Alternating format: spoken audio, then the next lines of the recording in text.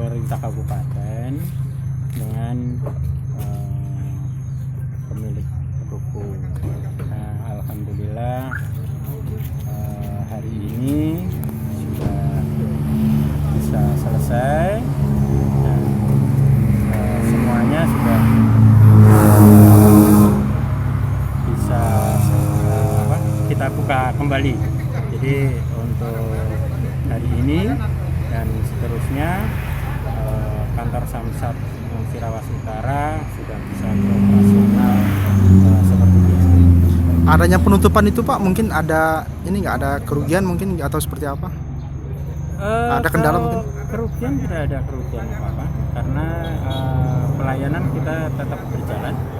Jadi dalam hal ini wajib pajak tidak ada yang dikecewakan atau tidak bisa melakukan pembayaran, semuanya berjalan lancar. Jangan lupa subscribe, share, komen, dan like ya.